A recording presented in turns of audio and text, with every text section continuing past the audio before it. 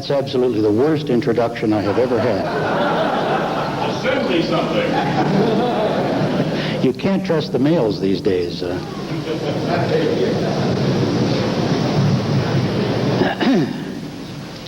Ladies and gentlemen, friends and adversaries, associates and colleagues, in short, fellow ufologists. I had really wanted to come here tonight and kick ass. But fortunately for us all, wiser heads have prevailed, and we're going to keep this thing professional.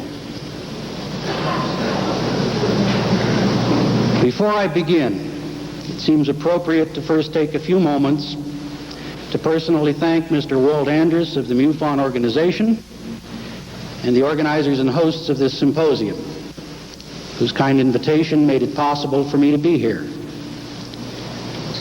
I'm also appreciative of this excellent time spot, which must mean that those who arrange the schedule must think that I have something to say. I'll try not to disappoint you. I might also add that my talk here tonight is primarily directed at those of you who are members of the UFO community. That's not to suggest that those of you who are here as third parties won't find it interesting. It's just that you might not be able to follow some of the in-house comments I'm going to make. And that's opposed to outhouse comments, which I'll try to avoid, even though some cases they may be appropriate. Having anticipated the faltering star, allow me to introduce myself.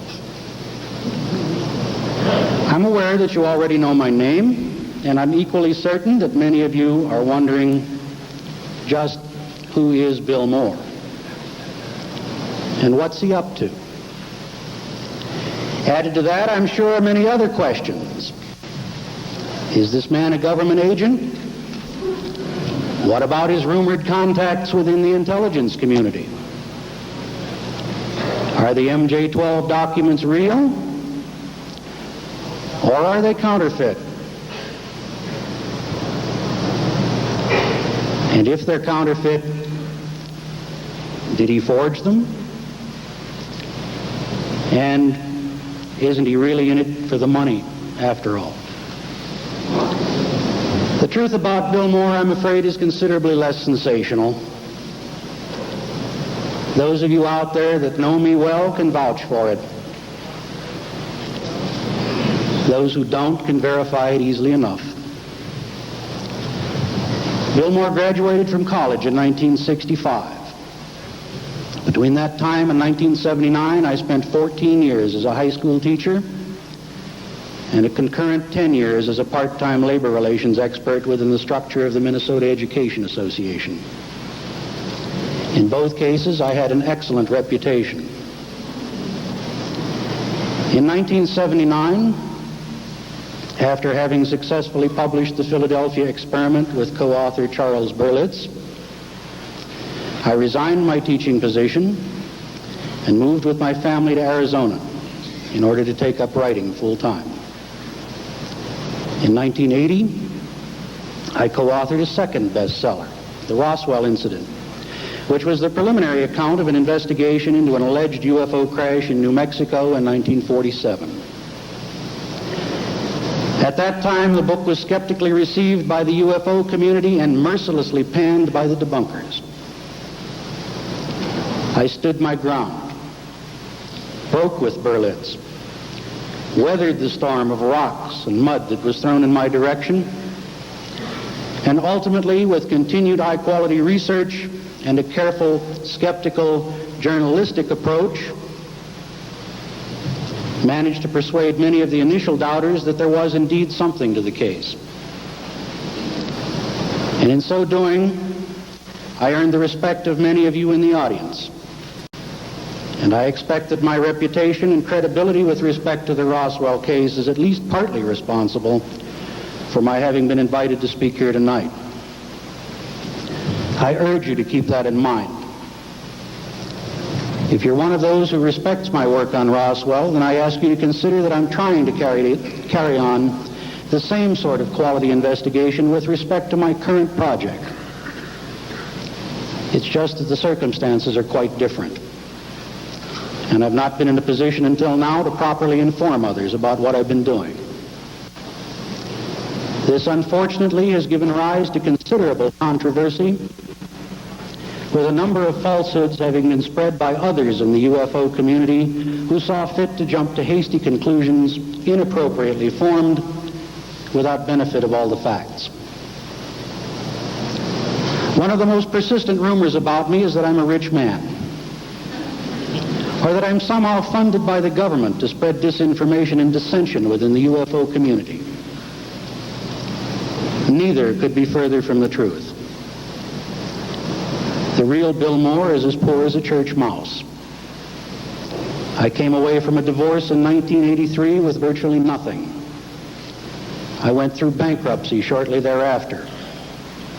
I began to rebuild my life. The money I make from writing, royalties, and the sale of mostly UFO-oriented books and publications is all plowed back into living expenses and continuing research. It's a constant scrape to get by, but I believe in what I'm doing. And in order to preserve the freedom necessary to continue, I've had to make sacrifices. I'm definitely not in this business for the money. I live in a rented house. I drive a 1977 car and a 1979 motorcycle. I have no savings accounts, no stocks, no bonds, and I recently dropped my health insurance because I couldn't afford it any longer. I'm not looking for a handout, nor do I expect any sympathy. I simply tell you this because I want it on the record. Those who are spreading rumors that I live in wealth and comfort are invited to come and verify the situation any time they wish. My door is open. Those who allege that I have counterfeited documents and concocted a hoax on the MJ-12 matter had better take the same facts into account. Rest assured, I know myself well enough. If I was trying to perpetrate a hoax, I would have played it for all the cash I could get a long time ago and taken the money and run, as some are doing even now in the UFO community. And as for my being on the government's payroll, I can only say that I wish I was. The government pays well, and it provides excellent benefits.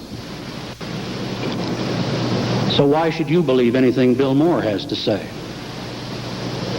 The fact is that I have information that will add to your knowledge of the UFO phenomenon. I will report it to you in as reliable a fashion as I can and in as objective a manner as possible. Those of you who have numbered among my friends and supporters will perhaps find it comforting in light of some of the more outrageous rumors that have been circulating throughout the UFO community recently. Others of you who have chosen to cast aspersions and throw rocks in my directions out of fear that I might uncover something which will upstage your own efforts will undoubtedly take great pains to dissect what I have to say here in an effort to find more reasons to question my integrity. No matter. In the final analysis, I'm not asking you to believe, only to listen. What you do from that point is entirely up to you. 2 years ago at the MUFON Symposium in Washington, D.C., I stood before a similar audience and presented preliminary information on the so-called MJ-12 papers. I also alluded at that time to a series of ongoing contacts between myself and a number of well-placed individuals within the government and the intelligence community. American ufology has been in a turmoil over the MJ-12 matter ever since, with charges and countercharges being thrown back and forth so fast that it's almost impossible to keep up with them. Worse, the rumor mill, fueled by speculation, disinformation, and increasingly gross exaggerations on the part of those who ought to know better, has emerged as a major force which it sometimes seems from this vantage point has all but replaced common sense and sound judgment in some circles. What ought to have been a sane and concerted effort to get at the truth has taken on virtually all the trappings of a three-ring circus. And American ufology, as I see it, now stands at the edge of a severe crisis which has already shaken it to its very core.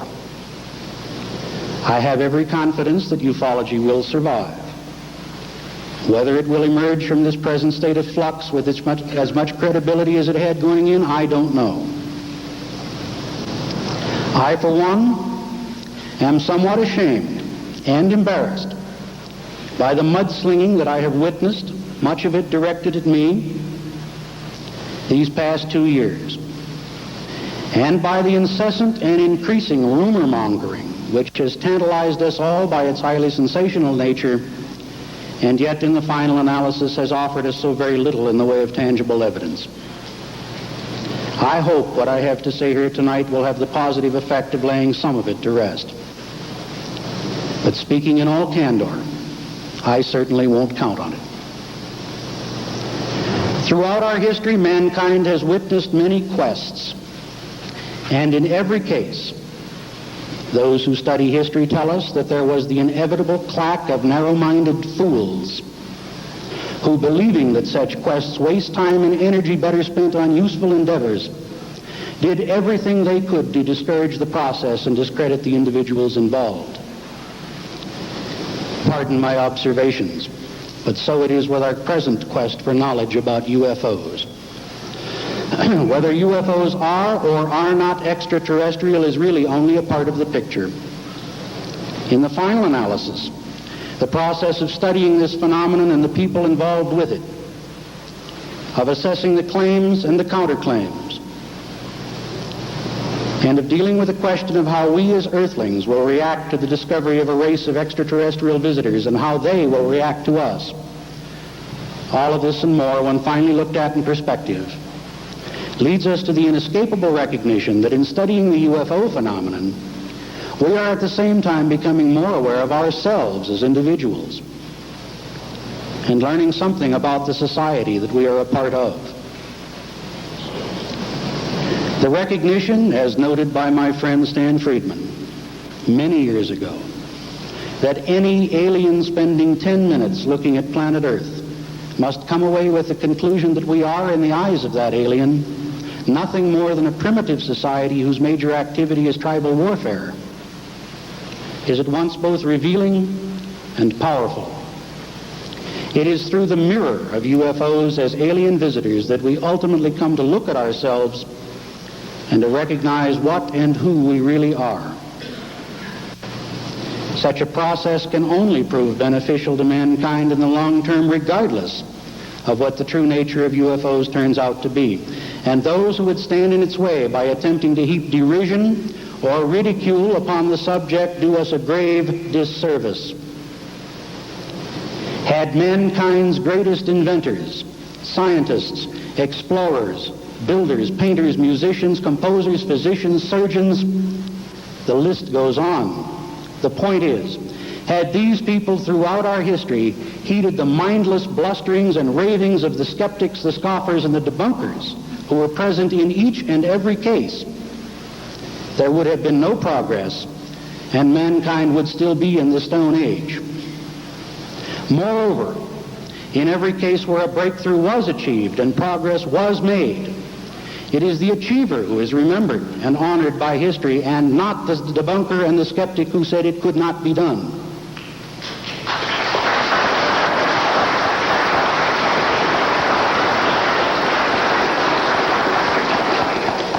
The bottom line here is that the UFO phenomenon is a legitimate study by anyone in our free society who chooses to do so. And those who have elected to participate in such a quest should not be held up to derision and ridicule because of it. Those debunkers and UFO bashers who have nothing positive to contribute are advised to go and massage their egos somewhere else.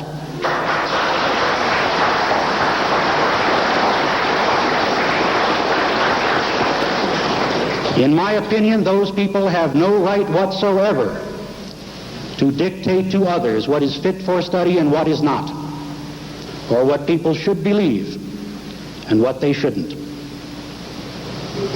Which brings me to my next point. I've been accumulating information on the UFO phenomenon for more than 25 years. During that time, I have watched ufology trying to grow up, trying to achieve respectability with the public, the news media, and the scientific community. In that process, I am sorry to say it's been my observation that we have been our own worst enemy.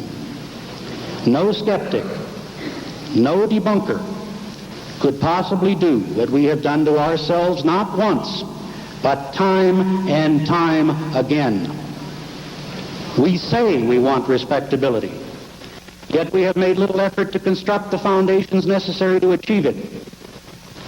Sadly, we have no uniform standards, no professional ethics, no peers, no qualifications, no uniform goals, and few credible spokespersons. Nobody speaks for ufology.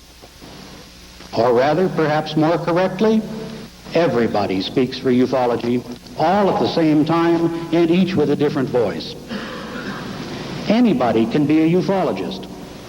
All they need to do is tack the title to the end of their name and publish, yes, even self-publish, a book, start a newsletter, or get themselves on television. And should their material be pure, unsubstantiated claptrap or broken crockery, that's cracked pottery for those of you that don't get that one, no matter. There's always some other self-styled ufologist who will come along, see it as the ultimate wisdom of the universe, and endorse it wholeheartedly, thus adding further to the confusion. Is it any wonder we have degenerated into a host of political camps, each one of which throws rocks at as many of the others as possible, while at the same time loudly proclaiming to all who will listen that they are the only true religion? Meanwhile, the debunkers, who are essentially united under a single banner, throw rocks at all of us, and the public, as hapless observer to the entire process, emerges more confused than ever. With that in mind, I would like to take a moment and ask each and every member of this audience to reach down inside yourself and come up with a true answer to a very important and difficult question. What you say publicly has no meaning in this process. It's what you know inside of yourself to be truth that matters. I want you to ask yourself, why are you involved with the UFO phenomenon? Do you truly desire answers, no matter what those answers may be, and no matter how much those answers may be at variance with what you presently believe? Or are you one of those people who thrives on a continuing mystery, whose very position in the field of ufology requires that the mystery of UFOs be perpetuated rather than solved, so that you can continue in your self-styled role of importance? Let's suppose you are the head of an organization devoted to the study of UFOs, and there are several such here, including myself. What happens to your organization, and ultimately to you yourself, if the UFO mystery is suddenly solved? Do you truly want to see that happen? Or is it more palatable and convenient to keep the pot simmering for as long as possible? Only you and you alone know what it is that motivates you. If you're one who's sincerely interested in finding answers, and if you can proceed with an open mind, then maybe I can offer you some inspiration. If, on the other hand, you are one who prefers to inflate your own image through the spreading of unsubstantiated, often alarming, and increasingly sensationalistic disinformation, hearsay, and rumor, then I urge you to reassess your position and channel your energies along more acceptable lines. If you haven't thought about that, I urge you to do so. It's important that we all know where we stand. As for myself, I made my decision a number of years ago as a result of suddenly having found myself face to face with an opportunity to learn more about what our government knows about UFOs. I believed then, and I continue to believe now, that it is possible to uncover answers by searching carefully and competently for them in the right places. Finding those answers and thus ending my so-called career as a ufologist poses no problems at all for me. As a writer, I'm interested in a variety of subjects, many of them non-UFO related. Should I go as far as I feel I can with the UFO question, I have plenty of other fish to fry, many of which are just as interesting and every bit as challenging.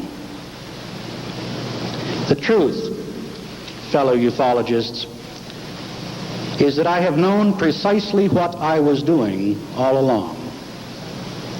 It's just that very few other people knew what I was doing, and it was this lack of information on the part of other researchers that has given rise to so much controversy. Consequently, I harbor no grudge against others who have attacked me, sometimes bitterly, because they disagreed with my methods, or because they mistook my refusal to answer their often legitimate questions as a display of arrogance and contempt. I counseled patience then, and I counsel it now. A rush to judgment is a dangerous and a divisive thing. Those who engage in such practices may sound high-minded and well-informed at first blush, but in the long run, they do nothing to enhance their own stature or credibility, and they certainly contribute nothing to our quest for answers. Consider the strange case of Mr. Smith, Mr. Jones, and the jury. You, the audience, are the jury. Mr. Smith is dead. Mr. Jones is being tried for the murder. The prosecutor stands before you and gives you these facts. When the police arrived in response to a complaint that a fight was in progress, he says, Mr. Smith was found lying dead on the floor of his apartment. The cause of death was strangulation, and the body was still warm. Mr. Jones was found bending over the body with his hands still around the victim's throat. Neighbors and others who knew both men have testified that there was considerable animosity between the two of them, and that on more than one occasion, Mr. Jones was heard to threaten Mr. Smith's safety and well-being. Obviously, Jones had gone to see Smith, and a violent argument ensued during which Jones strangled Smith. Unfortunately for Jones, the police arrived before he was able to effect an escape from the scene. You're the jury. Is this sufficient evidence to condemn Mr. Jones for murder?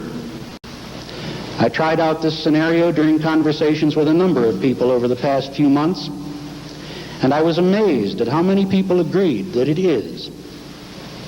One of whom was my good friend Walt Andrus, who recently saw fit to publish an outrageously lopsided piece of trash in his newsletter, written by a man I've never met, spoken to, or corresponded with, and who could have easily obtained answers to his questions simply by taking the trouble to ask. A significant minority who listened to my Smith and Jones scenario, however, hesitated before passing judgment. What is Mr. Jones's defense? They wanted to know. And of course, that's really what it's all about. In the case of Smith and Jones, the truth is that it was Smith who invited Jones to his apartment with the intention of quietly doing him in and disposing of the body before anyone was the wiser. Jones, however, turned the tables on Smith and accidentally killed him in the process of self-defense. And so it is in the case of Moore, the government, and MJ-12. Those who have already decided that I'm one of the bad guys in this controversial case have done so on the basis of only half a story. They have rushed to judgment without hearing the defense. Indeed, some of the most vocal of my critics have never once bothered to contact me and ask me if I had a defense. Hasty pudding, as one recent tract put it quite humorously.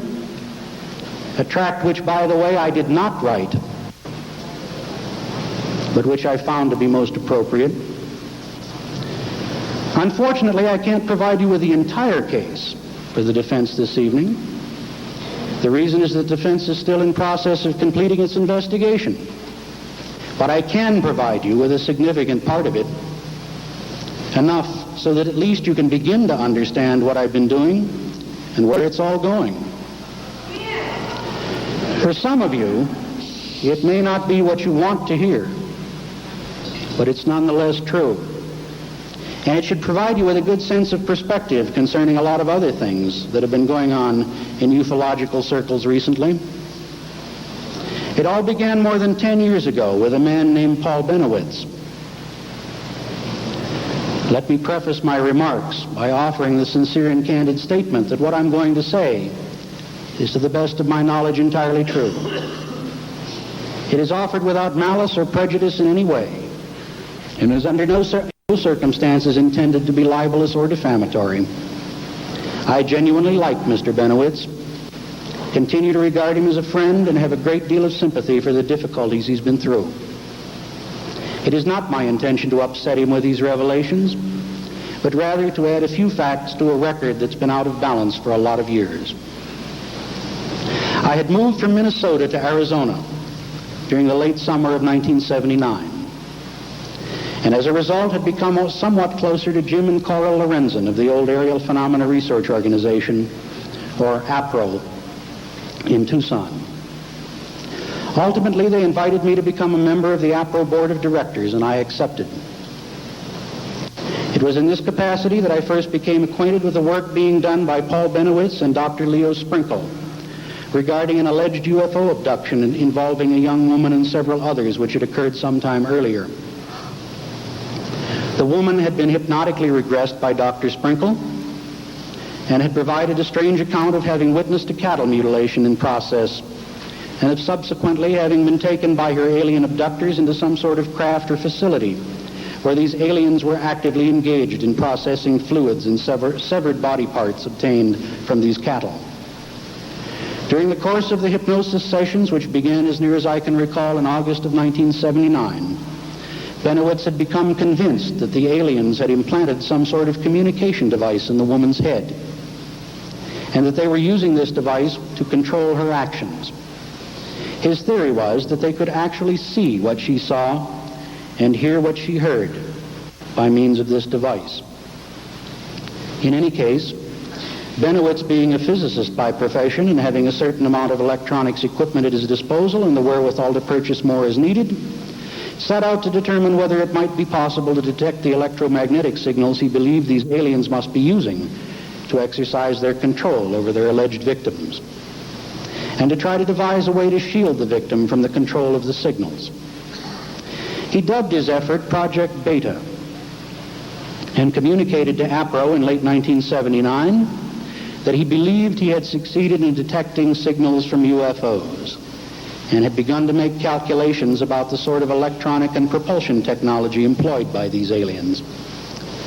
It was also at about this time that Paul began to take both moving and still pictures of strange lights maneuvering in the vicinity of the Manzano nuclear weapons storage facility, which is located on the east of Kirtland Air Force Base in Albuquerque, and of which Bennewitz had a perfect view from his residence. Bennewitz was convinced that these lights were UFOs, and that for some reason they were actively interested in both the Manzano complex and the Coyote Canyon test area located directly south of Manzano on the other side of the hills. During this time, the only awareness I had of Bennewitz and his work was what I was obtaining through APRO. I still had not met the man, and in fact was only mildly interested in the case. This based largely upon both Jim and Coral Lorenzen's assessment of Bennewitz as a dedicated researcher, but unfortunately one who was, as Jim put it, prone to make great leaps of logic on the basis of incomplete data. Both Jim and Coral felt that Bennewitz had already decided what he was going to find before he went looking for it. Still, although I didn't come to know about it until a few months later, there apparently was something going on involving UFOs near Manzano, particularly during August, September, and October of 1980. and several agencies of the U.S. government, including the Air Force Office of Special Investigations, seemed more than just casually interested in it. In early September 1980, I was approached by a well-placed individual within the intelligence community who claimed to be directly connected to a high-level government project dealing with UFOs. This individual, who subsequently came to be known as the Falcon, told me that he spoke for a small group of similar individuals who were uncomfortable with the government's continuing cover-up of the truth, and indicated that he and his group would like to help me with my research into the subject in the hope that I might be able to help them find a way to change their prevailing policy and get the facts out without breaking any laws in the process. I knew I was being recruited, but at that point, I had no idea for what. In any case, I was told that if I was interested in cooperating with their group, I would further be contacted by a liaison man, and that future meetings between me and the Falcon would be arranged by this person. The liaison person who subsequently made contact with me was AFOSI agent Richard Doty, a man who has since become quite controversial in his own right, and who many people have mistakenly assumed is the Falcon himself. The story of my contacts with the Falcon, Doty, and subsequently a number of others is something I will have considerably more to say about at a later date. I'm fully aware that such a course of action will undoubtedly prompt the gossip mongers to begin circulating an entirely new array of outrageous and unsubstantiated rumors, but so be it. My purpose here is to deal only with that part of the story which is directly connected to the Bennewitz affair. To those of you who want to know more after hearing what I have to say tonight, I counsel continued patience. You have my assurance that the rest of the story will ultimately be told as well. But before going back to the Bennewitz affair, let me make several points which seem appropriate at this juncture. First of all, on the question of Richard Doty and the Falcon, it's important to note that the name Falcon was invented by my partner Jaime Shandera and I in 1984, strictly as a way of facilitating our talking to each other about this person, particularly on the telephone, without having to use a name. Richard Doty, who continued to be liaison man, was similarly referred to us, or by us, as the Sparrow. Neither Sparrow nor Falcon were aware that we were using these terms in reference to them, nor was anyone else, to the best of my knowledge, prior to about mid-1985. It was in mid-1987, just after we went public with the MJ-12 papers, that at Falcon's suggestion and with the concurrence of Richard Doty, we began dropping subtle hints that Falcon might in fact be Doty. Falcon felt that such a ploy would be useful to him in continuing to protect his identity, while Doty for his part said that if anybody asked, he could simply deny it, and that would be that. We agreed, and as many of you are painfully aware, it turned out to be an excellent diversion, particularly with respect to the effect it had following the UFO Cover-Up Live show, which was broadcast nationally in October 1988. In all fairness to Mr. Doty here, I should also like to comment that in my assessment, Rick is much better at following orders and implementing the schemes of others than he is at coming up with ideas of his own. Those of you that have devoted time and energy to constantly badgering this man for more information should be aware that all you are doing is making nuisances of yourself. Rick is not the man you're after. It's the person in the control position that's important here. And as far as I'm aware, no one outside of my project has any idea who that person might be or what his motives are. In any case, it was Falcon who sought me out in September of 1980. And it was Richard Doty, then with AFOSI at Kirtland Air Force Base, who soon came into play as the middleman in that process. Shortly thereafter, it became apparent to me that my supplying information to the government through Doty on the activities of Paul Bennewitz, APRO, and to a lesser extent several other individuals was to be a part of this equation. I also discovered that whatever it was that Bennewitz was involved with, he was the subject of considerable interest on the part of not one, but several government agencies, and that they were actively trying to defuse him by pumping as much disinformation through him as he could possibly absorb. Being a very small part of that process gave me, I thought, something of an advantage. It became my intention to play that advantage for all the information I could get out of it. Benowitz, for his part, continued to make what, in my opinion, seemed to be increasingly irrational claims, most of which gave every appearance of having been influenced by a heavy blanket of disinformation mixed with a small but significant amount of truth. The problem was always one of keeping a level head and trying to carefully sort the shit from the candy, something which Paul didn't seem to be very good at.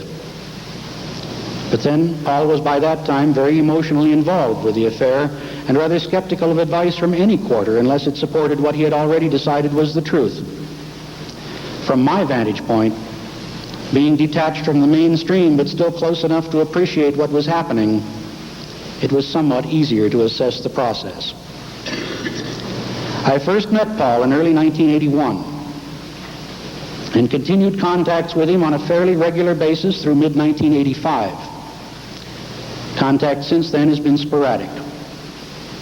My role in the affair was largely that of a freelancer providing information on Paul's then current thinking and activities. I had nothing whatsoever to do with the counterintelligence and the disinformation, although I either knew or was aware of a number of people directly involved with that end of things. Richard Doty was one of these people, although I came to know Doty well enough to gain the impression that he was faithfully carrying out orders which he personally found distasteful. Perhaps it was for this reason that the Falcon had chosen him as liaison person, although I don't really know. Frankly, I don't believe that Doty does either.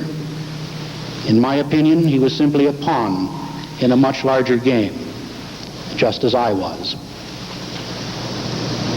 As for Benowitz, by 1981 he was gathering data from a variety of sources and amalgamating it with information being fed to him by a number of government people in whom for some reason he seemed to have an implicit and abiding faith. The story that emerged from this melange of fact, fiction, fantasy, hearsay, hard data, and government disinformation was absolutely incredible.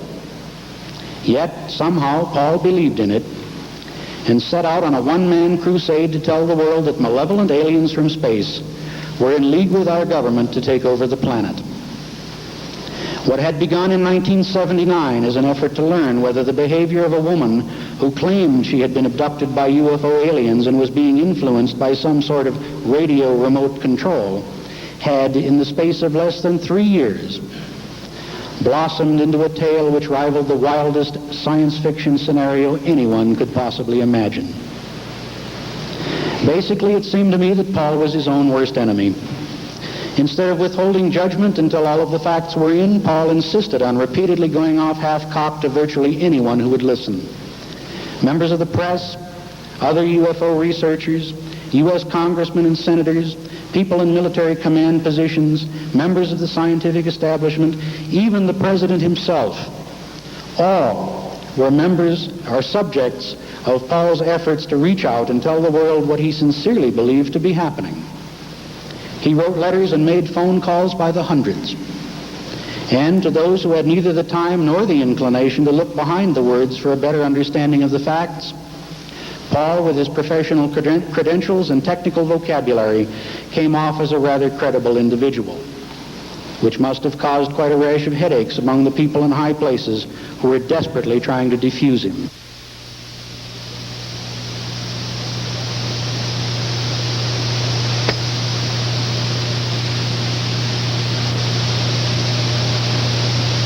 The idea that UFOs had something to do with the phenomenon. Number two, an increasing number of UFO cases wherein the individual or individuals involved claimed to have been abducted by UFO aliens and taken aboard their craft against their will. Public exposure to this phenomenon got a big boost in 1981 with the appearance of Bud Hopkins' bestseller Missing Time, and Paul was particularly interested in these cases. His hypothesis that people were being abducted, implanted with some kind of alien control device, and then being let go again was completely consistent with the thinking of a number of other UFO researchers at the time. Paul's hypothesis, however, had a somewhat more sinister spin than most. Third, his own experiments and research regarding the radio signals he was receiving and the photographs and film footage he was getting of unusual lights. Both of these phenomena seemed largely, though not entirely, connected with goings-on within the Kirtland Air Force Base Sandia National Lab Complex just south of Albuquerque. There is no question that Paul was receiving some sort of electromagnetic signal on his equipment, and it is equally certain that his photos and films do depict unusual lights, most of which were filmed while hovering or maneuvering over the Kirtland Sandia complex. The real question here, however, is whether Paul's evidence is sufficient to conclude that either of these phenomena was directly related to UFO activity, or whether in fact a prosaic explanation exists which is more directly related to some classified government project. Admittedly, strong arguments can be made in both directions, either one of which can be offered as an adequate explanation of the government's counterintelligence activities in this case, which was the fourth factor. Government surveillance of Paul and his activities, some of which Paul was astute enough to detect and some of which I had learned about but Paul seemed unaware of. Paul took the surveillance activities, which included wiretaps and, according to Paul, even break-ins, as proof positive that he was onto something big.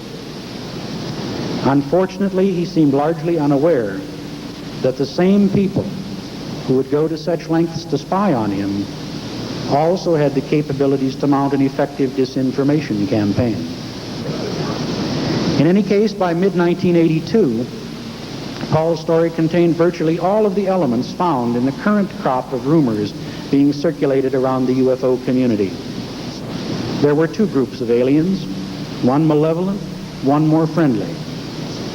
The malevolent ones, which Paul referred to as the Greys, were really in control. And they were the ones responsible for the cattle mutilations, for human abductions, and the implanting of sinister control devices in humans, for having first made and then broken a secret treaty with the U.S. government, for maintaining a secret underground base under Archuleta Peak near Dulce in northwestern New Mexico, and for having supplied the U.S. government with alien space hardware and weapons which ultimately proved defective or which were caused to crash, thus leaving human civilization virtually defenseless against invasion. According to Paul, an atomic-powered spaceship which they had given to the U.S. had been caused to crash on Archuleta Peak near the entrance to an underground alien base, and had sprayed the entire area with radioactivity and wreckage. To prove it, he provided drawings which he said he had made from photographs. I and others who examined Paul's photographs as well as independently obtained pictures of the same area were unable to see what Paul claimed was there. Where he saw a crashed ship, burned wreckage, entrances to the alien base, and weapons pointing skyward, others could only see rocks, trees, and shadows. I have no doubt that Paul believed that he saw what he claimed, and for this I offer no explanation. I only know that what he claimed to see wasn't what others saw. There is no question that some of Bennewitz's pictures are interesting. But I must say that even though I viewed a large number of them, I never saw one that I could get particularly excited about, and I certainly never saw anything that I felt could be pointed to as proof positive or even compelling evidence that he was photographing alien spacecraft.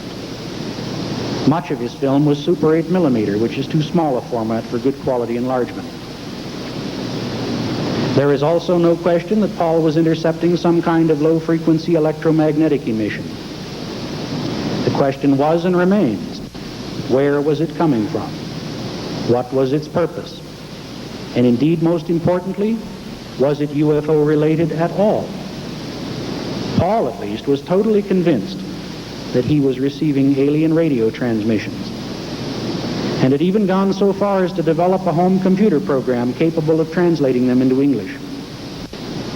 The problem, as I saw it, was that his program, which he told me had been developed with the assistance of the aliens themselves, assigned entire words sentence fragments, and sometimes even entire sentences themselves to the various individual pulses of energy within these transmissions.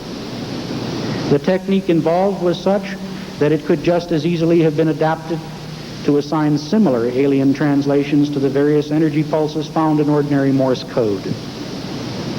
I have a number of Paul's computer printouts which contain translations of those allegedly alien messages. If one breaks these apart into their component words, sentence fragments, and sentences, and then shuffles the components, the result is such that the new message says virtually the same thing as the old one. The messages look fascinating until one examines the method by which they were derived. After that, they are not nearly so interesting. Unfortunately, lots of people saw the messages. Very few had the opportunity to examine the computer program which generated them. Along these same lines, at least some of the things Paul was seeing and identifying as alien spacecraft were definitely not UFOs at all. One evening while visiting him, we went out on his sun deck just at twilight, and he pointed out a series of lights slowly maneuvering far out over the West Mesa, perhaps 25 or 30 miles away. These, he said, were alien craft involved in abducting people and implanting them. There certainly were lights maneuvering out there, but even through good binoculars, they were not readily identifiable. Paul insisted they were UFOs and showed us how to conduct a little test with our binoculars, which he said would prove it. Interested, but unconvinced, I drove directly to West Mesa immediately after leaving Paul's home and parked my car at a spot where I felt I would be able to get a good look at anything flying around that area. Sure enough, helicopters carrying large searchlights began to maneuver slowly over my vantage point, only moments after I arrived. One went directly over me at an altitude of about 300 feet, and there is no doubt that it was a helicopter. The next day I called Kirtland, and they confirmed to me that there had indeed been a search and rescue training mission in that area the night before. Such operations, they informed me, were conducted over that area quite frequently. That was in 1982. 2 years later, in 1984, Paul was still making the same claims about these maneuvering lights to other UFO researchers. As far as I'm aware, I was the only one who took the trouble to check. Paul is a convincing and compelling individual in person. He talks an excellent story, and it's easy to see why so many people have been so intrigued by it over the years. Unfortunately, too many of the people who have interviewed Paul have chosen to draw their conclusions about him based solely or largely upon what he says, and not upon the entire body of evidence presented by the larger picture of the case itself. I, too, have spent considerable time with Paul over a period of years and came to know him quite well in that process. As already stated, I viewed a large number of Paul's films and photographs. I carefully examined satellite and aerial survey photographs of both Archuleta Peak and Mesa, as well as aerial photos of the area taken by Paul himself. I examined the computer program Paul was using to decode the alleged alien radio transmissions and communications, and I had a lengthy discussion about this matter with the late Dr. Alan Hynek, who had also independently examined Paul's program. I spent considerable time discussing the affair with both Jim and Cora Lorenzen, both of whom were quite skeptical of it. And I have copies of many of the reports and letters Paul submitted to APRO beginning as far back as September of 1979. Moreover, as I have already stated, I was personally aware of the intelligence community's concerted efforts to systematically confuse, discourage, and discredit Paul by providing him with a large body of information on the subject of UFOs, the malevolent aliens who allegedly pilot them, the technology they employ, and the underground bases they supposedly possess and occupy. The entire story of a secret treaty between the U.S. government and the aliens, of exchanges of technology between us and the aliens, of battles between aliens and American armed forces, and of aliens allegedly having implanted hundreds of thousands, if not millions, of human beings for for the purpose of taking over the world and using us as cattle or slaves came about as a result of the disinformation process. I know because I was in a position to observe much of this process as it unfolded, and I was providing regular reports on its effectiveness to some of the very people who were doing it to Paul.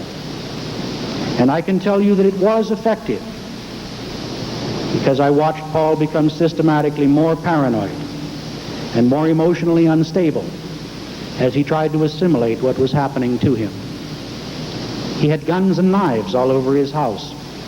He had installed extra locks on his doors, and he swore that they, meaning the aliens, were coming through his walls at night and injecting him with hideous chemicals which would knock him out for long periods of time. He told me he had no idea what they were doing with him after he was knocked out. He began to suffer increasing bouts of insomnia. Others took over the day-to-day operation of his business as he went through this. One day, I watched him eat not a bite of his lunch while he chain-smoked 28 cigarettes in 45 minutes. I knew at that time that he was not far from an inevitable nervous collapse. His health had deteriorated. He had lost considerable weight. His hands shook as if from palsy, and he looked terrible. I tried to counsel him to drop the entire UFO thing before his health was completely destroyed. He said he knew things were getting bad and he was trying to cope with it. Not long afterward, I heard he had been hospitalized and was under psychiatric care. Whether UFOs were actually ever involved with all of this and to what extent, I never really knew. Perhaps Paul had merely stumbled upon signals generated from some sophisticated high-level government project whose security people had hit upon UFO-related disinformation as their ultimate cover. Or perhaps he had discovered a real, although somewhat less sensational government UFO project, if that's possible, which elected to disinform him to protect what they were really doing. I do know from first-hand experience that there was a tremendous amount of government disinformation involved, and that a large proportion of what we are hearing today about malevolent aliens, underground bases, secret treaties with the U.S. government has its roots firmly planted in the Bennewitz affair. Stories of an alleged UFO crash at Aztec, New Mexico are also a part of this picture, but I'll save comment on that until later in this paper. In any case, from what I knew of all of this, its purpose was strictly to discredit Benowitz and nothing more.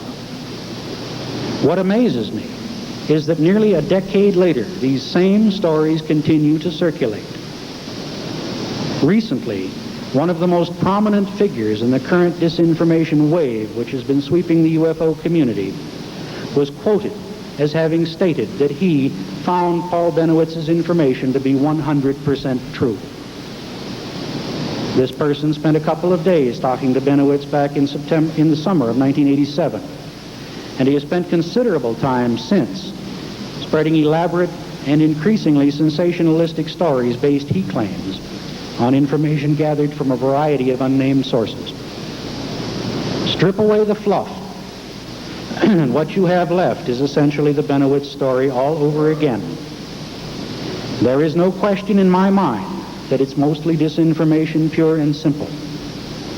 And since I know that connections exist between those who are spreading it now and those who were spreading it then, both from the Bennewitz angle and from within the intelligence community, it seems reasonable to conclude that those responsible for it are not satisfied their task has been completed even after all this time. Knowing what is going on, however, is simply not enough. The real question is why. It was just that question I asked myself when I first ran into the disinformation operation that was being run on Benowitz. It seemed to me at that time that I was in a rather unique position. There I was, with my foot literally in the door of a secret counterintelligence game that gave every appearance of being somehow directly connected to a high-level government UFO project. And judging by the positions of the people I knew to be directly involved with it, definitely had something to do with national security.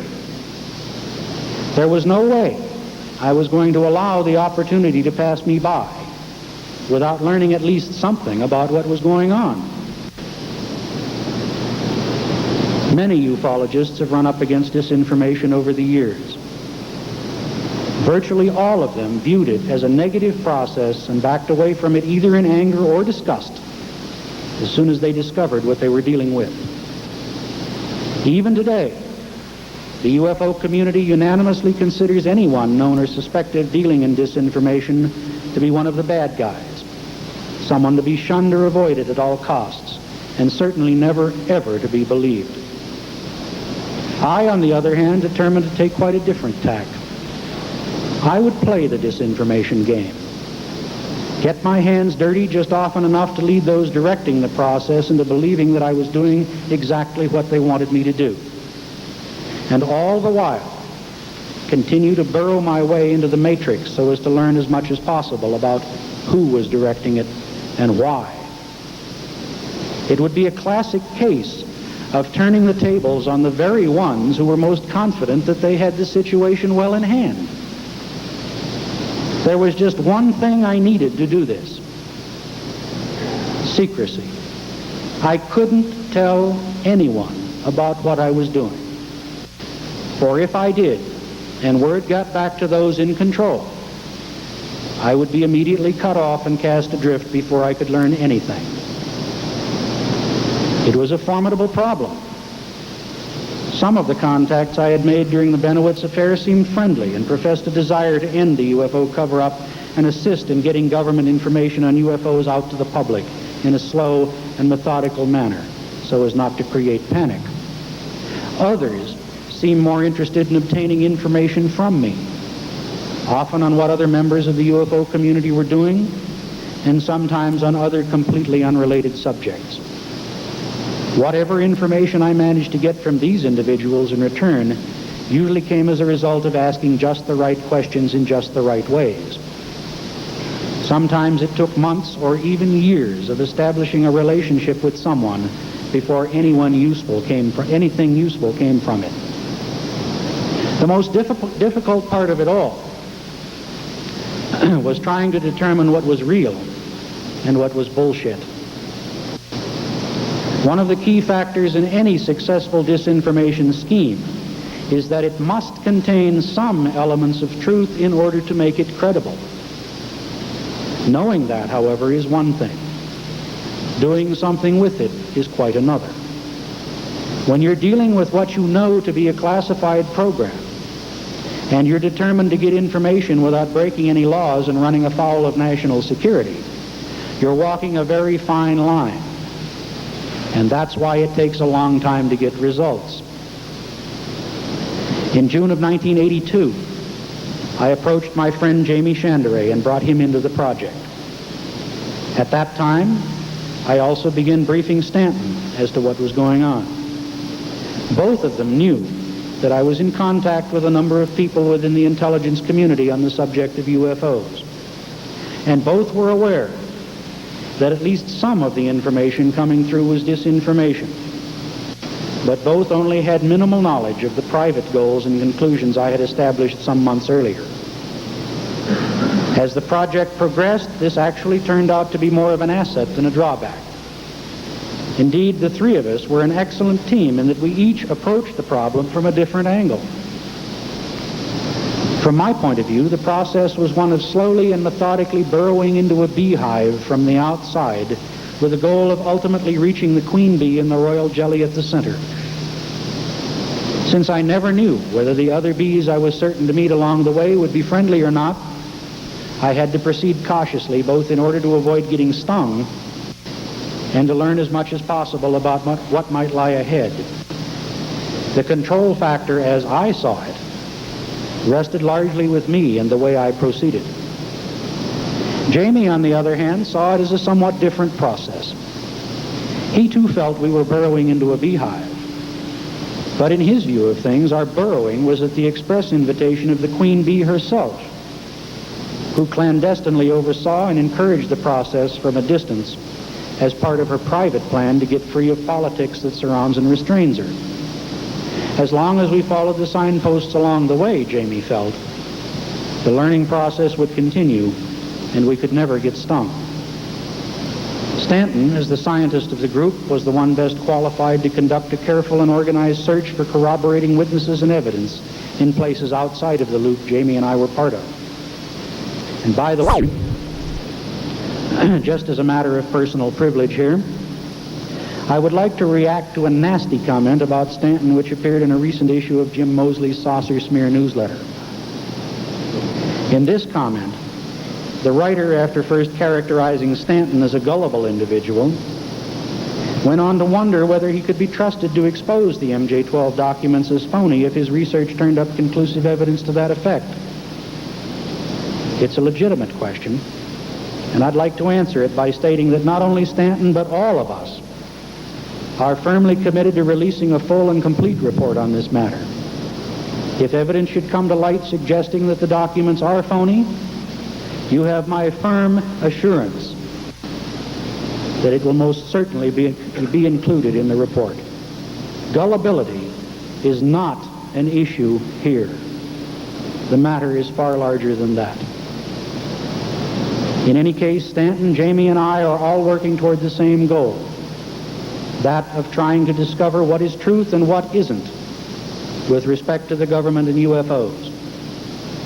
My role in the Bennewitz affair had at least secured me a seat in the right theater. From there, it was only a question of whether I could use my balcony ticket to discover who owned the place and was making the major operational decisions. Both Jaime and I felt that in order to have any hope of success at all, we absolutely had to play the game according to their rules. That meant doing everything possible to give the appearance that we were essentially useful idiots who would cause no trouble, while at the same time playing the double game of keeping our eyes and ears open in order to learn as much as we could about what was going on. In so doing, we were gradually able to expand our base of friendly contact people, while working our way further and further into the truly bizarre intelligence labyrinth that surrounds the subject of UFOs. I have no problem in telling you that it's been a tedious, time and resource-consuming task which has been made all the more difficult by the constant barrage of rocks, hoots, and bottles thrown in our direction from a segment of the UFO community which out of ignorance chose to take up unfriendly and unsympathetic positions toward us. Were it not for the fact that we were constantly challenged by the twists and turns of our project and by the hope that we could ultimately come away from it with a smoking gun in hand, I'm convinced we would have thrown in the towel a long time ago. Indeed, I must admit that there were several occasions when we tried to do just that, only to be encouraged to continue by some of our friends from the inside who had come to believe in what we were doing and respected us for it. The anonymous arrival of the so-called MJ-12 documents in December of 1984 was another factor we had to contend with in this increasingly confusing web. The problem of their origin and authenticity was and remains a major issue, and on this point, our position of neutrality has constantly been misinterpreted. Therefore, for the record, it is important to point out here once again that at no time have either I or any of my associates ever stated that these documents are authentic. Our position has consistently been that we do not know whether they are authentic, but that we as investigators remain unaware of any convincing evidence which would suggest that they are not. That position remains essentially unchanged today, and I'll have more to say about it when I get to the end of this paper. The bottom line, however, is that authentic or not, the story of the documents is a major story, and one which, as I've already assured you, will ultimately be told when the time is ready to tell it. That process has already taken considerably longer than I had thought it would. I cannot predict when it will be complete, but I can say that progress has been made, And I, for one, certainly hope it won't be too much longer. For the many of you who have roundly criticized our methodology throughout the MJ-12 controversy, it seems important to note here that what you were witnessing was the operation of a plan to put out just enough of this bizarre information to attract attention, and then carefully monitor who showed up with questions to ask or information to offer. Once again, I was careful to state that I remained unconvinced of the authenticity of the information involved. In the case of the Falcon and Condor interviews broadcast last October on UFO Cover-Up Live, I'm convinced that at least some of that information falls under the category of disinformation. I'm equally convinced that some of it is true. The important point here is that regardless of whether it is disinformation or truth, it does have to do with UFOs. And the sources who provided it felt that doing so was important enough to risk going before national television in order to accomplish that purpose. Remember also that those sources knew that Falcon and Condor would be identified on the show as confidential government informants. The risk was all theirs, not ours. And still they went ahead, just as they are currently going ahead with the process of arranging a meeting which will enable them to tell their stories before one or more members of Congress. I submit to you that such a process is extraordinary, regardless of the truth or deception involved. And I think it's high time the UFO community stopped throwing rocks at it and began to consider the implications. One thing I can assure you is that rocks or not, our project will continue. You can either become involved, as others in the UFO community have done, or you can sit back and wait for results. Whatever those results, good, bad, positive, or negative, you will hear about them. Our trolling of the bait by means of a progressive release of information and ultimately by arranging for Falcon and Condor to appear on the UFO Cover-Up Live show produced a variety of interesting results. Shortly after the show, the FBI showed up and began asking questions about it. They even arranged for a private showing in the office of producer Michael Seligman. Agents on both East and West Coasts interviewed a number of ufologists and other people, including Jaime Shandera.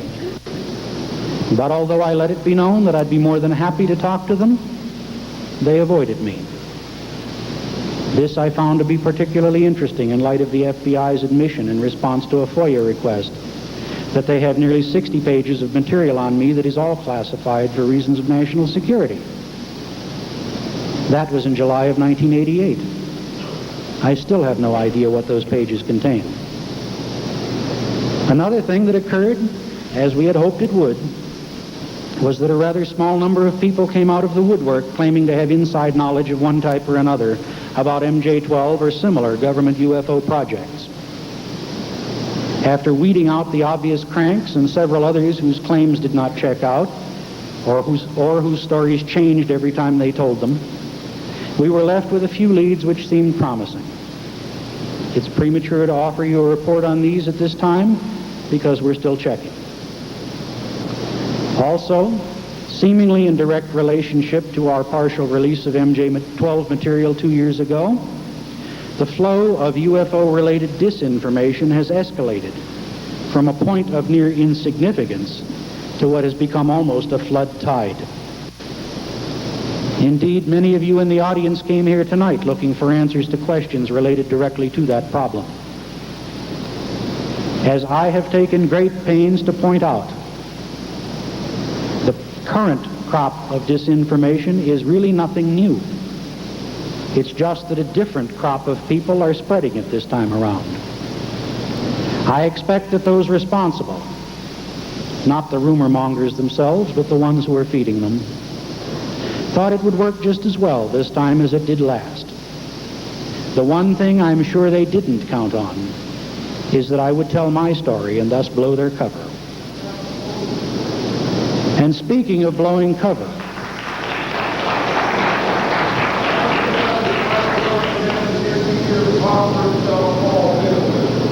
and speaking of blowing cover,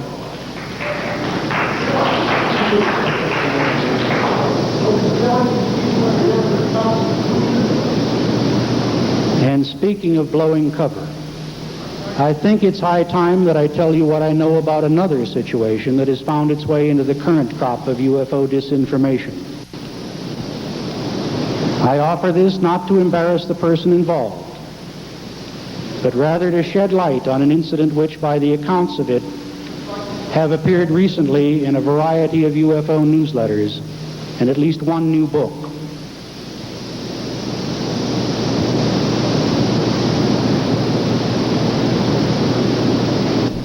Aztec rumor.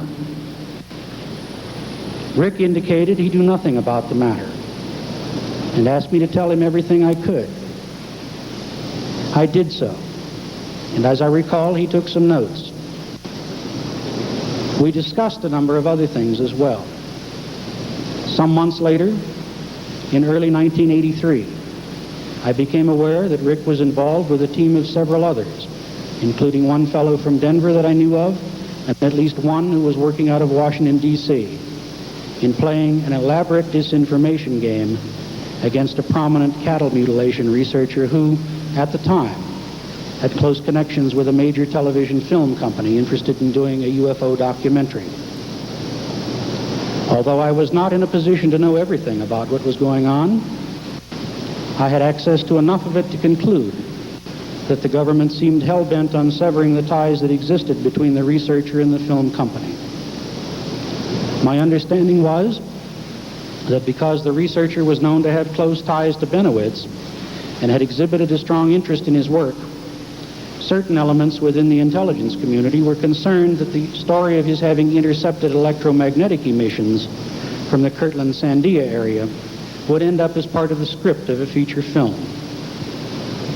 Since this in turn might influence others, possibly even the Soviets, to attempt similar interceptions, someone in a control position apparently felt it had to be stopped before it got out of hand.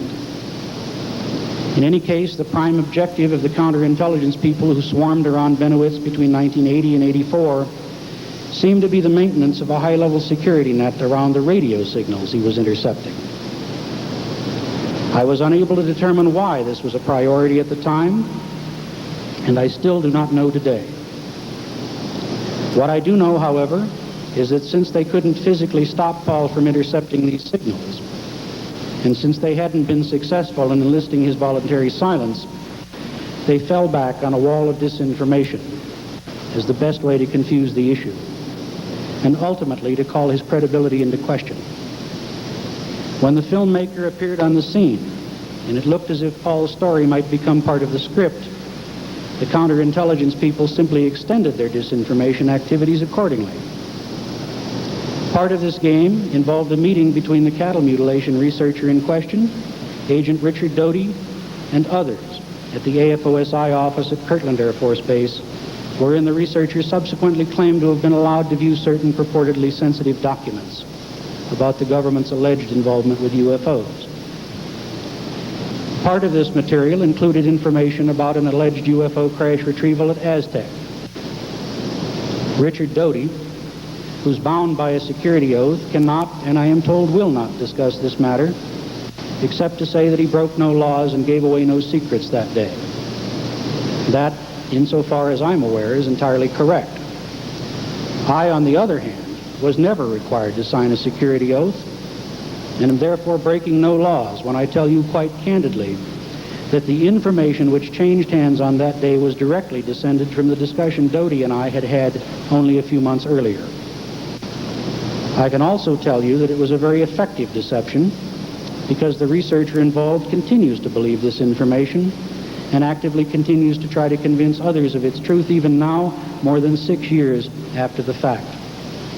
Unfortunately, there was no UFO crash at Aztec, nor was there much truth to any of the other material supplied to this particular researcher, either at that meeting or during later encounters. The much touted alien harvest is really a dismal crop failure. To the best of my knowledge, it was all disinformation, and I was the unfortunate one who had unwittingly supplied the fuel to those who were spreading the fire. I've held my silence on this matter for more than 6 years. Now you know the truth. Disinformation is a strange and bizarre game. Those who play it are completely aware that an operation's success is dependent upon dropping information upon a target or mark in such a way that the person will accept it as truth and will repeat and even defend it to others as if it were true. Once this has been accomplished, we certainly have a number of rude people in this audience. That's too bad. Once this has been accomplished, the work of the counterintelligence specialist is complete. They can simply withdraw in the confidence that the dirty work of spreading their poison seeds will be done by others. Those who want proof of how well the process works need only look around you. Every time one of you repeats an unverified or unsubstantiated bit of information without qualifying it as such, you are contributing to that process. And every time you do it, somebody in a need-to-know position sits back and has a horse laugh at your expense. One final comment on the Aztec hoax is that 2 other individuals who self-published a voluminous book, UFO Crash at Aztec, on the affair in 1987, chose to completely omit any mention of my extensive research on the case, which had been published 2 years earlier, and which both researchers had copies of. It's a classic case of the book's principal author having decided that what his conclusion would be before even beginning the process of investigating, and then ignoring everything which didn't fit. One of the problems the ufology movement has with its image is that there are a significant number of people involved with it who not only support this sort of journalism, but encourage it. The next section of this presentation will deal with questions and answers, but the format will be a bit different, in that I will not take questions from the audience, but have elected to incorporate a number of questions and their answers directly into the body of this paper. Question number 1. Am I currently involved with providing information to any government agency about UFOs or about people involved with the UFO phenomenon? Answer: no. I have not had any such involvement since 1984.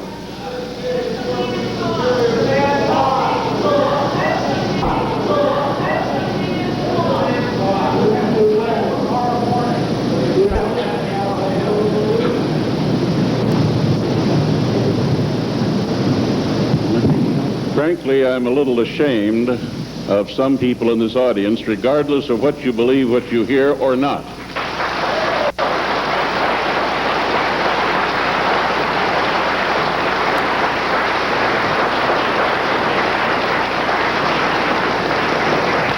This is not a debate. It is a paper trying to be presented. Now, please show a little courtesy. Thank you.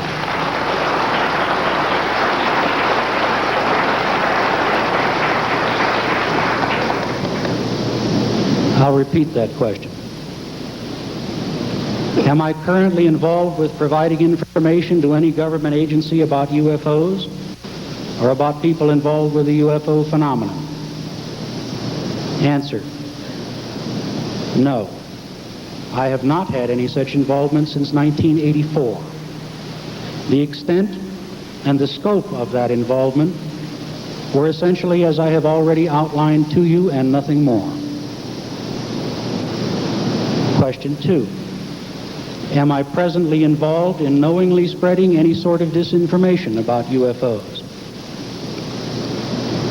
Answer: no. The only conscious involvement I have ever had with a disinformation operation was that which I have already outlined in connection with the Bennewitz case. Question 3. Am I presently or have I ever been on the payroll of any agency of the U.S. government? No. Question 4. What about my involvement with UFO researcher Lee Graham? Answer. Earlier in this paper, I told you of how I was recruited to supply information on Mr. Bennewitz in 1980. The exact wording of my statement was, Bennewitz, and to a lesser extent, several other individuals. One of those other individuals was Lee Graham. This began in 1983, if memory serves. It's important to note here that in addition to being a UFO researcher, Lee is also an avid military aircraft buff. As far as I'm aware, the counterintelligence people were primarily interested in him because at the time, Lee was making a lot of inquiries and collecting a great deal of information on the then very highly classified stealth aircraft program. Apparently there was some question as to why he was so interested in obtaining information on so sensitive a subject. In other words, was he using it solely to satisfy a personal curiosity, or was he passing it on to others who perhaps had foreign intelligence connections? There seemed to be only minimal interest in his UFO activities. Lee is a completely above-board individual who is a loyal U.S. citizen. In the process of keeping in touch with him, we became good friends. His knowledge of the fact that I had friends in the intelligence community gradually evolved into the firm belief on his part that I was much more than I really was. The ID card story, which has become the subject of so much speculation lately, stems from nothing more than a practical joke which has simply gotten out of hand. Since the story surrounding it is somewhat longer than the time here will allow, I will commit to publishing it later in our newsletter so that it will be on record for anyone interested in the facts. The fact is, I do not hold a government ID card. But think about it for just one moment. If I did, does it make sense that I'd pull it out of my wallet and show it to Lee Graham, or anybody else for that matter? Question 5. Is it true that several hours of interviews with the source code-named Falcon were videotaped, some in the presence of bona fide members of the news media? And is it true, as some have alleged, that those tapes were confiscated by the U.S. government? Answer. Yes, it is true that those tapes were made. And no, it is not true that they were confiscated. They are still in our possession. Question 6. Is it true that I've characterized the cattle mutilation phenomenon as a hoax? Answer. No. Question 7. Do I know anything about the so-called Ellsworth Air Force Base humanoid case of 1977 and the documents associated with it? Answer. Yes. Some people have characterized this case as a hoax, while others have attributed it to official disinformation. It's my position that this was a special counterintelligence training exercise in the creation and dissemination of disinformation. And yes, Richard Doty, who was stationed at Ellsworth at the time, was clearly a part of it, but not in any capacity where he would have been responsible for creating the documents involved. Question 8. Do I know anything about the so-called Weitzel letter? Answer, yes.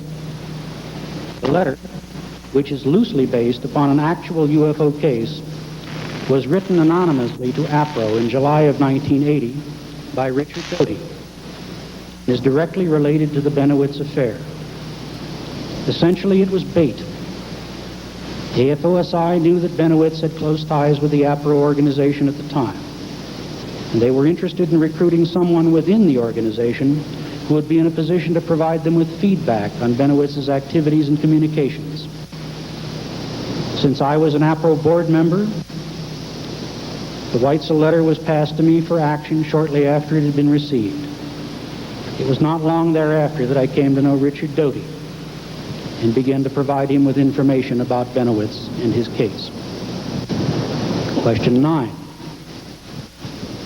What do I know about the so-called Aquarius document, which purports to be a facsimile AFOSI message with a few spurious additions? I neither typed nor retyped this document. It was created by AFOSI, or at least I always assumed it was, and it was handed to me in February 1981 with the intention that I would pass it to Benowitz. My understanding, although I never knew for sure, was that Benowitz was expected to wave it to the press and others as proof of what he was saying about an alien invasion, at which point the document would be denounced as a counterfeit and Benowitz would be further discredited. Unfortunately, or perhaps fortunately, depending upon one's point of view, it didn't turn out that way. A highlighted version of this document showing the real information and the added information appears in the current issue of our newsletter, which will be available at our table out in the lobby. I might also add that the entire text of this speech is also in there. One additional bit of information about this document is the way that it came to be known to the UFO community. In September of 1982, insofar as I was aware, there were only 3 copies of this document in existence. One of these I had given to Benowitz. A second was in safekeeping, and a third was in my briefcase during a trip which I had made to San Francisco. While there, I had a morning meeting with a man who turned out later to be an associate of ufologist Peter Gersten. That same afternoon, my car was broken into, and the briefcase was stolen. There is a police report, by the way, on file in San Francisco. 4 months later, a copy of that same document, complete with annotations I had penciled on it, turned up in the hands of none other than Gersten himself. To this day, I have never received a satisfactory explanation of how he obtained it. Question 10. What about the AFOSI documents which speak of a 1980 UFO landing near a nuclear storage facility within the Kirtland Air Force Base complex? Are these documents more disinformation, or are they authentic? Answer: to the best of my knowledge, they are authentic. Question 11. What about other documents which I've either alluded to having or have published portions of without providing further details? Answer: there are a number of these, and they came to us in several different ways. None of them, however, seem to have any direct connection to the Bennewitz case, nor, as far as I can tell, was Richard Doty directly involved in supplying them to us. Whether they are legitimate or disinformation, or more likely a combination of both, is still a matter of question. Once we have completed our study of these materials, we will make them available as well. Our publication of expurgated copies of some of this material also served a definite purpose, but that's another story. Question number 12. UFO basher Phil Klass has been the topic of a number of rumors lately to the effect that he's an active government disinformation agent. What do I think about that? Answer: Mr. Klass is a very astute individual who has long been a close follower of my activities. Indeed, I believe he was the only one out of the entire UFO community who managed to figure out what I and my associates were up to. And it horrified him. In my opinion, the very idea that someone might actually be capable of getting far enough into the UFO problem to unmask his debunking claims constituted a personal threat to him that had to be dealt with. He has been obsessed with doing everything possible to try to either stop or discredit us ever since. The handout he passed around today to many of you is just another example of it. As to his motives, I think it's best left to Mr. Klass to explain why he behaves as he does. Perhaps Phil bashes UFOs and the people who see them for the same reason that other people tear the wings off of flies. Or perhaps he gets well paid to do what he does. If there's nothing to UFOs, as he's consistently claimed, then I can't imagine why he gets so emotional about them. Unless, of course,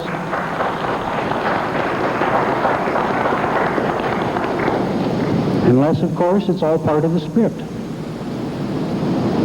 Phil's been bashing UFOs for over 20 years now.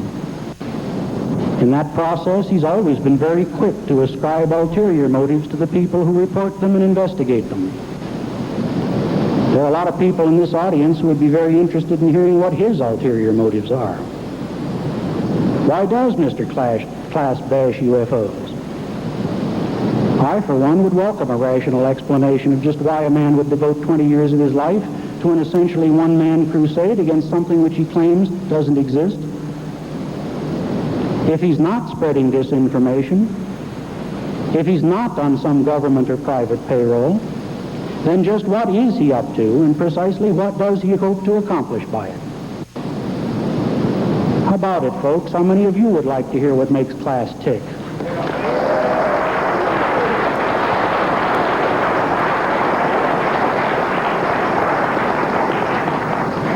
I think he owes us all an explanation of what, in my opinion, and I'm sure in that of many others here, has been 20 long years of unprofessional attitude. As a matter of fact, I think he owes a lot of people an apology, myself included.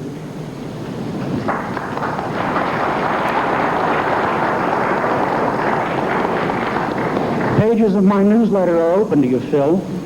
Whenever you're ready to explain yourself, we'll be more than happy to print it. And now, having gotten that out of the way, it seems to be an appropriate place to tell you the story of man's first contact with the Martians.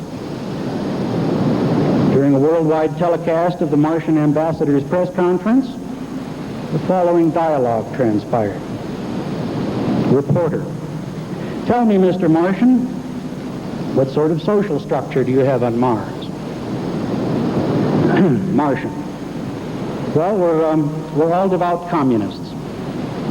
There are no cares or worries in our society, and we are all extremely happy." Reporter: "Well, what's the one thing about living on Mars that makes your people the happiest?"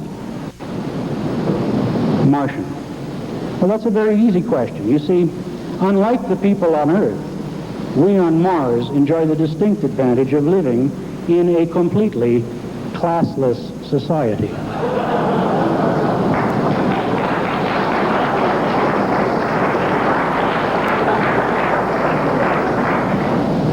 So moving from the humorous back to the serious, here's question 13. What do I think of Whitley Strieber and his claims of being a UFO abductee? Answer: At first I was highly skeptical and admittedly somewhat jealous of Whitley. As a result, I undertook to get to know the man in order to assess things for myself. In that process, he's earned my respect, my admiration, and my friendship. Whitley has come very close to the truth in a number of ways, and although still somewhat baffled by his own experiences, he's found a very acceptable way of accommodating them into his life.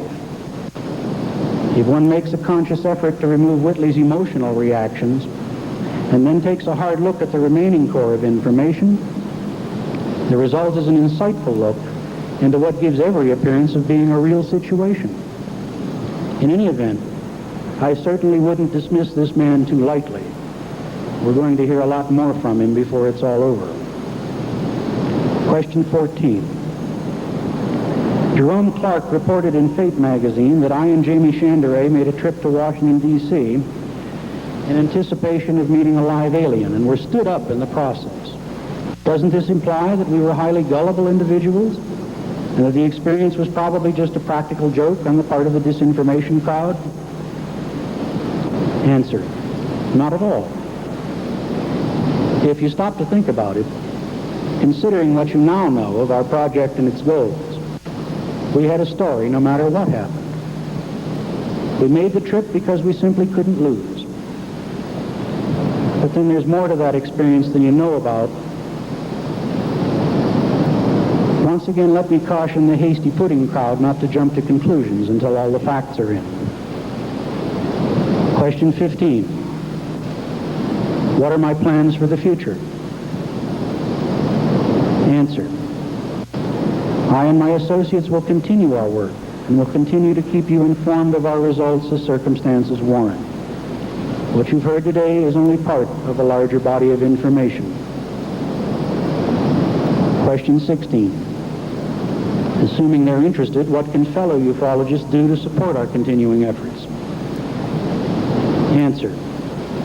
First of all, what we're doing takes a lot of time and a lot of money. We have the time. Money's not always available. The easiest thing you can do is to make some contribution to the effort. If not in cash, which by no means do we request, you might want to offer time, research services. You might have information which you feel we might be interested in.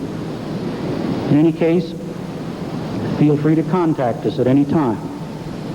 2 years ago in Washington, D.C., I stated we were looking for help. The response was damn few offers and a lot of rocks thrown in our direction. I can say to you now that at last inventory we had plenty of rocks. We still need the help. Those of you that still have rocks to throw, allow me to suggest that they might be put to better use by tossing them at the rumor mongers, or the disinformers, or the incompetents that are presently running rampant. Those people are the ones that are giving us a bad image. Question 17. What about the so-called Blue Book 13 report? Answer. I think it's best left up to those who are circulating this material to provide the proof of its authenticity. I remain unconvinced of it, but open-minded. Which brings me at last to the final section of this lengthy paper. It seems to me that it's high time I made my position clear about a few things. A lot of people seem to be very interested in knowing where Bill Moore stands. So here goes. Let me begin by stating that the positions presented here are entirely my own. All are based upon evidence obtained by me and by associates during the course of our project.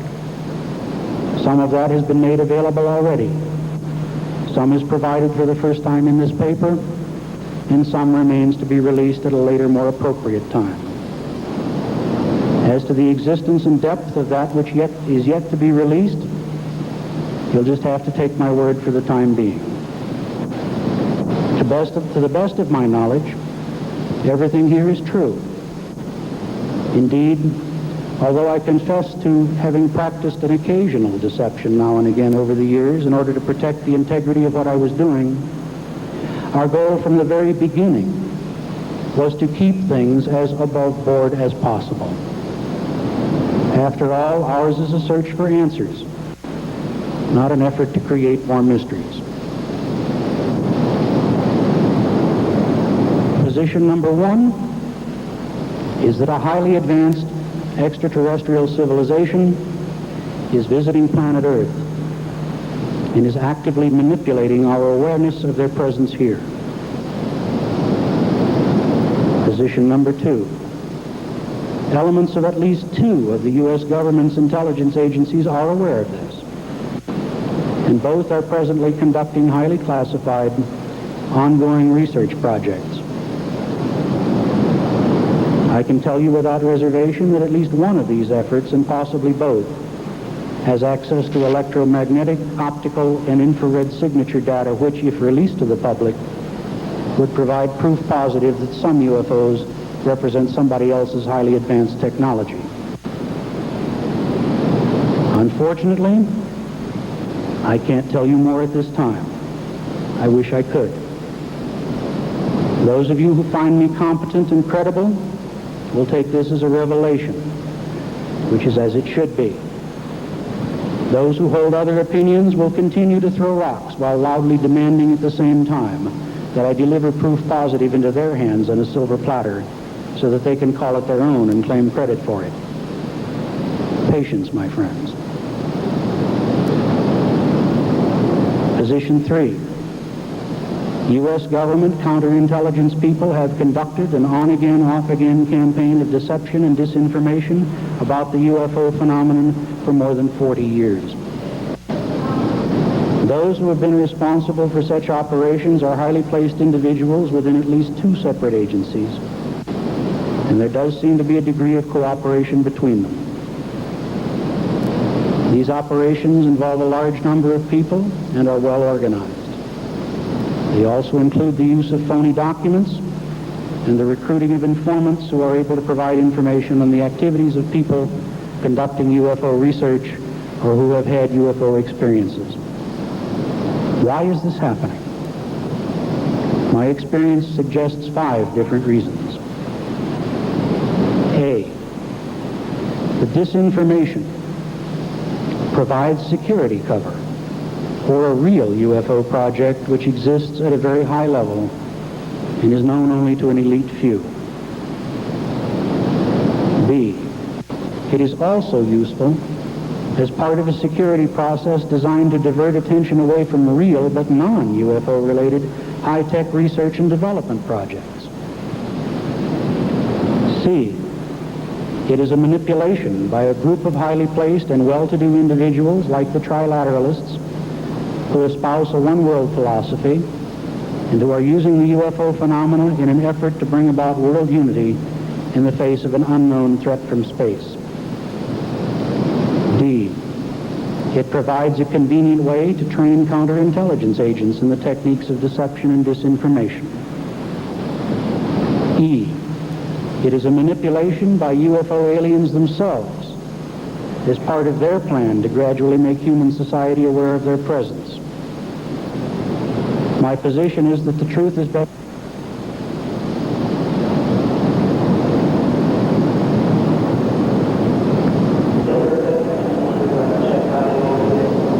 Whether those people are witting or unwitting tools of this process, I do not know.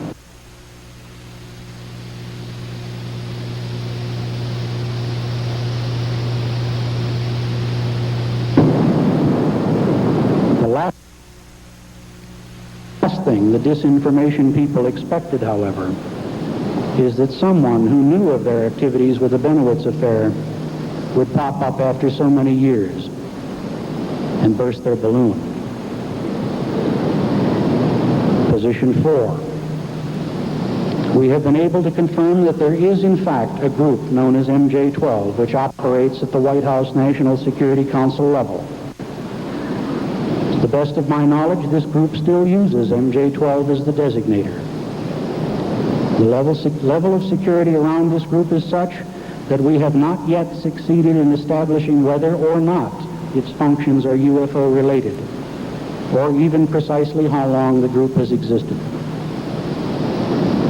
Along these same lines, none of our sources has indicated any knowledge whatsoever with terms such as Magi, Majesty, PI-40, Plato, Garnet, or a number of other terms currently being spread by certain elements. Position 5. There is, in fact, a Project Aquarius, possibly 2 of them. We have succeeded in obtaining considerable information about one such project in the 1971-73 time frame, and sketchy information about another, which may be a later extension of the first one, in the 76 to 85 time frame. This information includes contract and report numbers, as well as the names of several individuals who worked on the project. More details will be forthcoming later. Meanwhile, it ill behooves UFO researchers to deluge the government with freedom of information requests for details of sensitive high-level projects. This simply alerts the powers that be that you are onto them, and thus makes it all the more difficult to obtain information through other channels. In the rush for me first in the UFO community, we are often our own worst enemies. Discretion is the better part of valor. Position 6. With respect to the controversial MJ-12 papers, these have now been examined by a number of question documents experts, and other research on them is continuing as well, as you've just heard from my friend Stanton. In the case of the Cutler-Twining memo found in the National Archives, I can state with reasonable certainty that it is an authentic document, and that best evidence indicates that someone planted it amidst the papers of Record Group 341, knowing that there was a strong chance we would find it there. With respect to the so-called Eisenhower briefing document, there is still no compelling reason to believe it is anything but authentic. On the other hand, its authenticity remains far from proved. So in the final analysis, the scale remains balanced by the weight of arguments on both sides. If it's the real thing, it's going to take extraordinary evidence to convince even some of the more liberal skeptics. If it's a hoax, it's extraordinarily well done, much better than the sort of disinformation I encountered in connection with the Bennewitz case. Of course, it still may be disinformation, but then again, it may not. Either way, there's a major story here, and the controversy is far from over. If it's real, it speaks for itself. If it's disinformation, the equally important story of why needs to be told. As for the so-called Truman Executive Order of September 24th, 1947, which is actually the final page of the portion of the Eisenhower document which we have, the analysts have come up with mixed results. Though not yet disproved, this document presents the weakest case of the three. We are working on a final report on this matter, which will include the results of typeface analysis and other processes. It's going to be a lengthy affair. Before leaving it, however, I would like to at least comment on what has emerged as the most controversial aspect of the MJ-12 document affair, that of the date format. There are a couple of points I would like to make. One, if the similarities between stylistic characteristics of the documents and my own writings are important, as some have claimed, then are not dissimilarities equally important? There are some, you know, even in the way the dates are written. Why do those who go to such pains to point out similarities not go to equal pains to point out dissimilarities, especially when they claim to be using the scientific method? Could it, I wonder, be prejudiced? Or does the word incompetence better describe it? 2, we are by no means convinced that the date format is as critical an issue as others would make it out to be. While the style is admittedly unusual, it is not without precedent. And that, of course, is the bottom line, isn't it? 3, to those of you who still harbor suspicions that I created the documents and am perpetrating a hoax, I say thank you for the compliment. To those of you who think it more likely that I am the innocent victim of an elaborate hoax, I concede that this remains a possibility which has not yet been entirely ruled out. Position 7. The matter of alien abductions of humans is apparently regarded as serious by those within the government who are aware of the extraterrestrial nature of UFOs. This is evidenced by the fact that the government has gone so far as to disinform its own counterintelligence people on that very subject.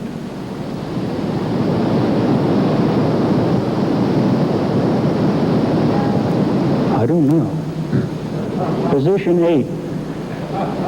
The secret behind the government UFO cover-up is essentially an awareness of what UFOs are by a few people in high places who have connections with the National Security Council and the White House.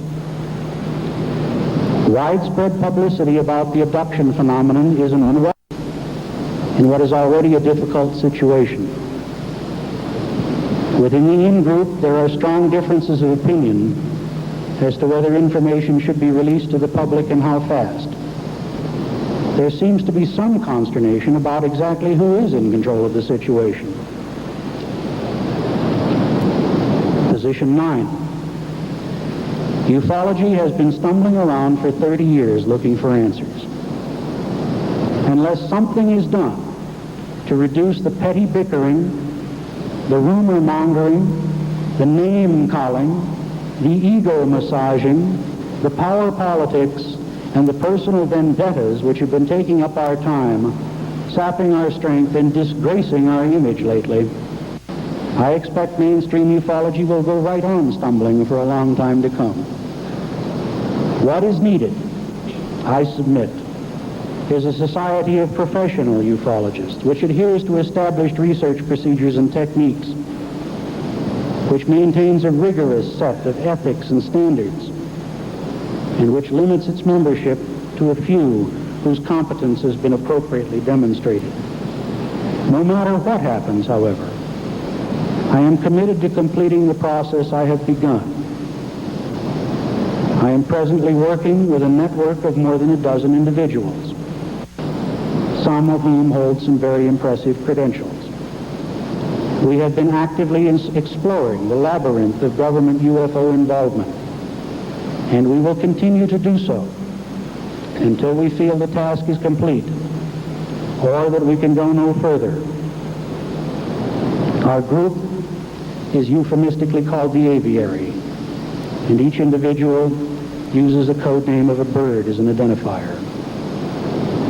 We will continue to provide the UFO community with data, and we will continue to proceed in a way which we feel best suits our purposes. A number of people have suggested to me recently that I should defend myself against various allegations and rumors which have been circulating lately. Well, folks, you've just heard the case for the defense.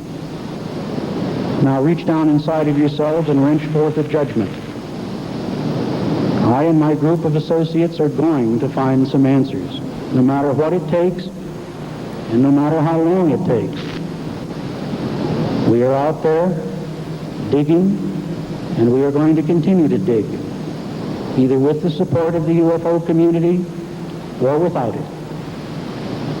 Armchair researchers and hasty-pudding potshot plagiarist ufologists whose only goal is to make themselves look important at others' expense take note. Those of you who think we're doing a good job and want to be part of that process, please know that we welcome any support you feel you can offer, even if we've had personal differences between us in the past. Those who feel it's all a con game or that it's all disinformation can continue to throw all the rocks you want. We're going to go right on without you, just as we always have. In closing, I wish to state that the text you've just heard me read is copyrighted. As such, any use of printed, video, or audio reproductions of this material without permission is prohibited. And finally, this paper marks a radical change of position for me. In the past, I've always been very careful to qualify my statements about the possible extraterrestrial nature of UFOs so as to leave room for other explanations. All the evidence that my associates and I have accumulated to date, however, boils down to two inescapable conclusions. First, there is an extraterrestrial presence here on planet Earth. And second, a small number of individuals within our government know it, but remain undecided as to what to do about it. These two things represent the bottom line. From there, it's only a question of uncovering just how much of the rest of the UFO story is for real and how much of it is bullshit. That is precisely what we intend to do. So either climb aboard and hang on, or get off the tracks. I apologize for having taken so long. If I've offended, that's unfortunate, but I have tried to be truthful with you. I had a lot to say, and it needed to be said. Thank you, good night, and farewell.